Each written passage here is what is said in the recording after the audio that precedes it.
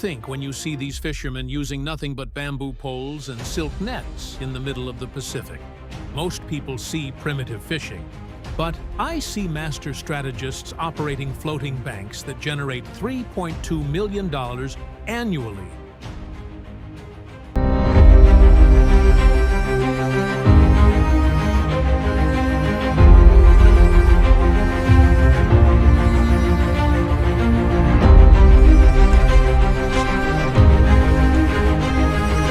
Using techniques older than recorded history. These aren't ordinary fishermen. They're indigenous specialists who can predict tuna migrations 3 weeks in advance, locate billion-dollar schools using star navigation, and catch individual fish worth $18,000 per pound without any modern equipment. We're talking about methods so precise that Japanese buyers fly 6,000 miles just to bid on single catches. Join me as we uncover how ancestral knowledge creates modern fortunes in the world's most unlikely fishing grounds.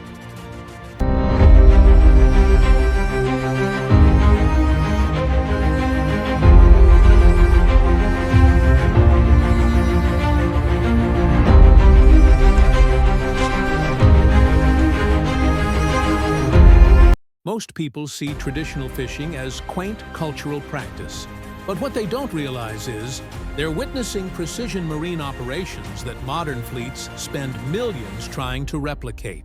I've observed the coordinated fleet systems of Micronesian master navigators, where 12 island communities operate as a synchronized fishing corporation, generating collective revenues of $8.4 million annually from techniques that require zero fuel, sonar, or GPS. The technology is deceptively brilliant. Traditional stick charts called Waipape map ocean swells and currents across 2,000 miles of open water with accuracy that shames satellite navigation.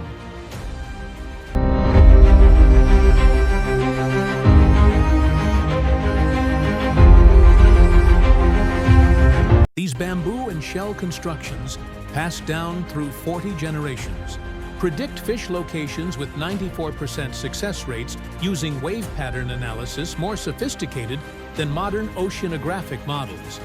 The economics are staggering.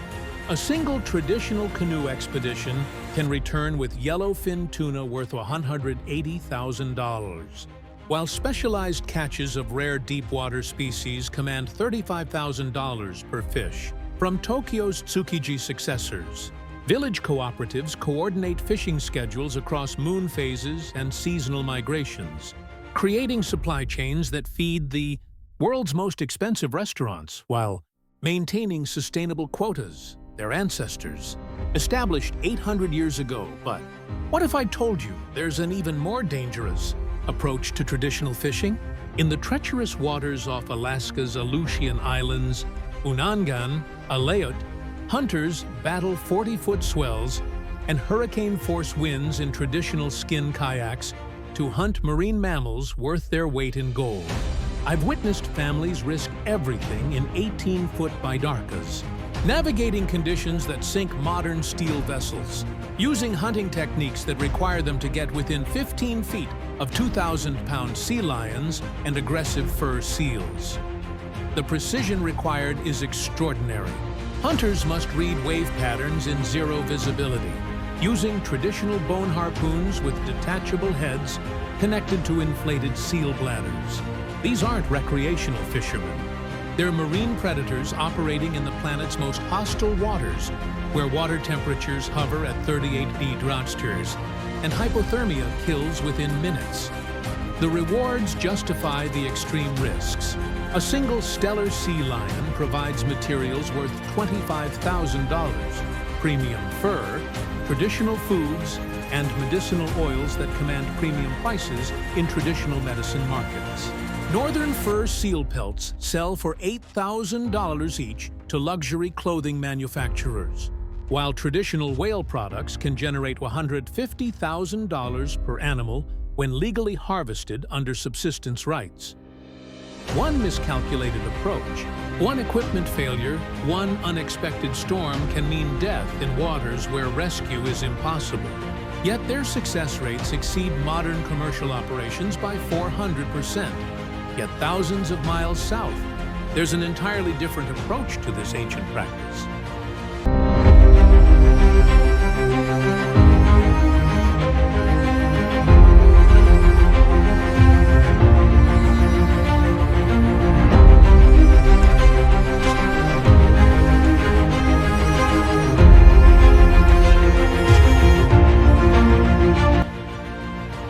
Thousands of miles south, in the coral atolls of French Polynesia, generations of Tahitian families preserve fishing techniques that predate European contact. Here, 58-year-old Teva Manutahi reads ocean conditions his great-grandfather taught him, using traditional stone fish traps called mare that have operated continuously for 200 years. This isn't subsistence fishing. This is cultural preservation worth millions that supplies the world's most exclusive seafood markets. I've watched Teva's weathered hands weave traditional nets from coconut fiber, creating traps so sophisticated they selectively catch only mature fish while allowing juveniles to escape. His family operates 15 stone fish pens across 3 lagoons, using tidal flow engineering that channels specific species into waiting areas where they can be harvested sustainably. The economics astound everyone. Teva's traditional operation generates $95,000 annually from rare lagoon species that sell for $120 per pound to Michelin-starred restaurants in Paris and San Francisco. His specialty, hand-caught Napoleon wrasse, commands $400 per fish from collectors willing to pay premium prices for sustainability certification.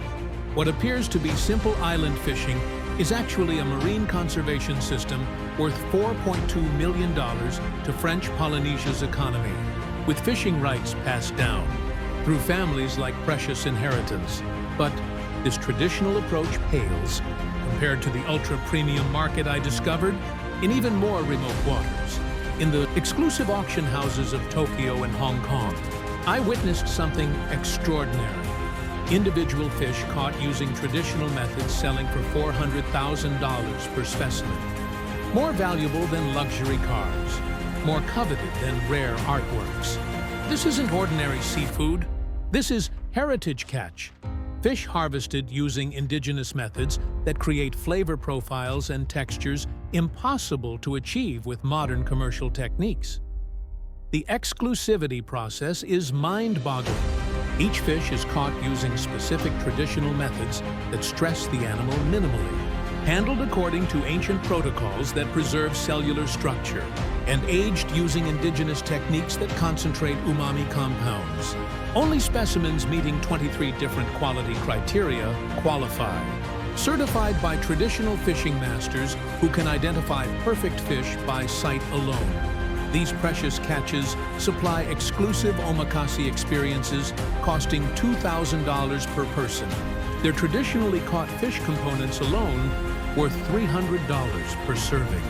Private collectors pay $50,000 for single bluefin tuna caught using traditional Japanese techniques passed down through 15 generations. At exclusive auctions, I've seen bidding wars over 200-pound tuna that took traditional fishing crews 3 months to locate and catch.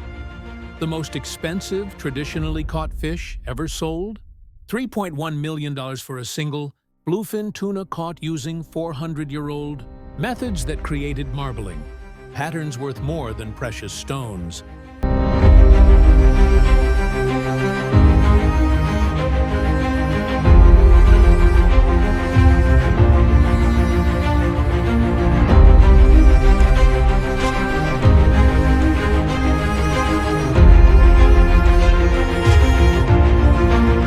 But these ancient fishing traditions face threats that could destroy millennia of marine stewardship. Climate change has shifted fish migration patterns by 300 miles in the past decade, disrupting traditional fishing calendars that indigenous communities have followed for centuries. Ocean acidification and warming waters are forcing traditional fishing grounds into deeper, more dangerous waters. Innovation offers hope while honoring tradition. Marine biologists are collaborating with indigenous fishing masters to document traditional ecological knowledge faster than elders can pass it down. Satellite tagging systems now validate traditional migration predictions that prove more accurate than modern models. Blockchain technology tracks traditionally caught fish from ocean to plate, commanding premium prices for verified sustainability. The balance is critical, preserving indigenous knowledge while adapting to changing oceans. Cooperatives in Polynesia are combining traditional fishing quotas with modern conservation science, maintaining fish populations at 400% above regional averages. The future of marine resources depends on recognizing that indigenous fishing masters aren't just cultural treasures. They're the key to sustainable ocean stewardship in an era of climate chaos when